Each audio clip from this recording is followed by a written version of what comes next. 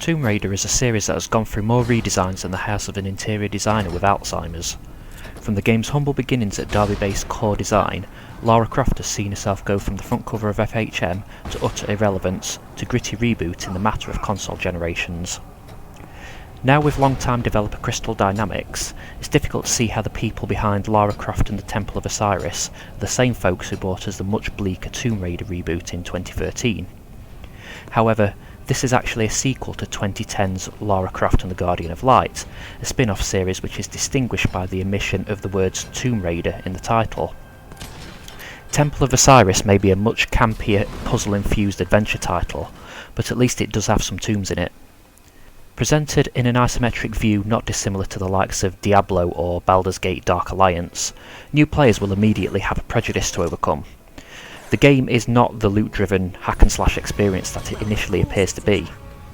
In fact, this is a much more measured approach that encourages puzzle solving and gives you a wide range of tools and abilities in order to overcome a myriad of obstacles.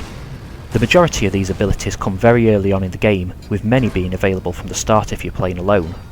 You can light torches, shoot several different guns, drop bombs, place grappling hooks, and use a staff of light to open doors and slow down timers on bombs. While the puzzle-solving aspects are rewarding whilst not being too difficult in their own right, the sheer amount of abilities you have at your disposal makes the game a slightly daunting prospect for the first hour of play. Temple of Osiris doesn't do a particularly great job of teaching you these gameplay aspects in a measured way, instead opting to dump extra controls on you rather than allowing you to practice what you've already learned. It's like an over-enthusiastic salesperson filling your shopping basket with new goodies before you've even had a chance to check your shopping list. This is a criticism that disappears after a short while, and mainly applies to the single-player campaign.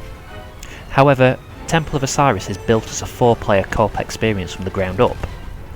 Interestingly, the game alters its puzzles slightly depending on how many people are playing cooperatively, and also splits down some of the abilities to different characters. With a group of 4, you'll find that there are puzzles that require teamwork and coordination to traverse, such as firing a grappling hook across a chasm to allow your team to cross safely. Being able to play from start to finish with the same group of people is the best way to experience Temple of Osiris, and is obviously the preferred mode by the developers. Unfortunately, this doesn't necessarily work in practice. Unless you have 3 friends online at once who are all ready to start the game from the beginning, you will not be able to experience the game as intended. Online matchmaking is an atrocious experience.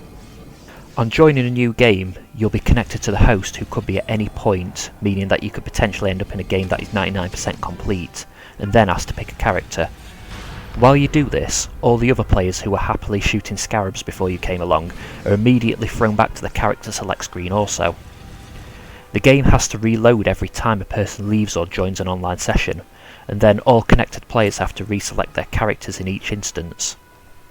Given that people will often join a session in the middle of solving a puzzle, jump around a bit, not understand the puzzle at all, and then leave again, this means that the game is interrupted every couple of minutes. While Temple of Osiris is smart enough to cater its puzzles for the amount of available players, having to reload the game every single time that number changes is not conducive to a fun experience. Matchmaking issues aside, this is a very well thought out and rewarding title. As you venture into the Egyptian tomb where the game is set, you'll go through many well-crafted puzzles and platforming sections that occasionally challenge you, but never seem unfair or cheap. Once you have a decent handle on the controls, most of these said puzzles can be worked out in short order, but Temple of Osiris does offer some rewards for risky gameplay.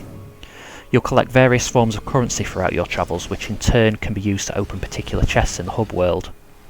Interestingly, the game features an inventory system, drawing further parallels to Diablo's ilk, but it's certainly not essential that you acquire the best equipment to advance.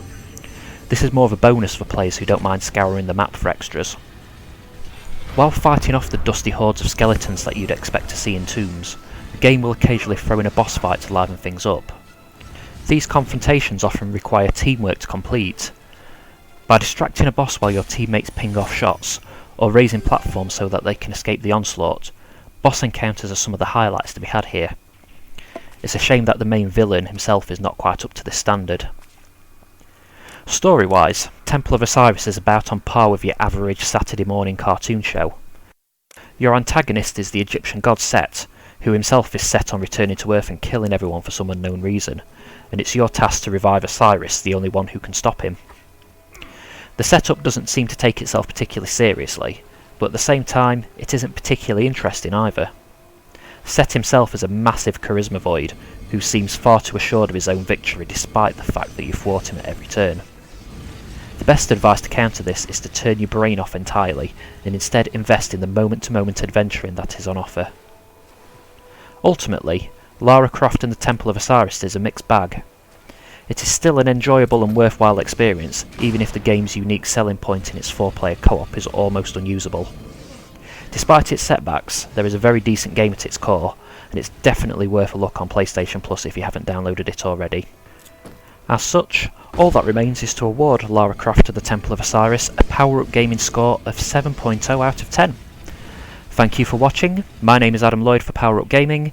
Please rate and subscribe, and visit powerupgaming.co.uk for more fantastic content. Bye bye everybody. Bye bye.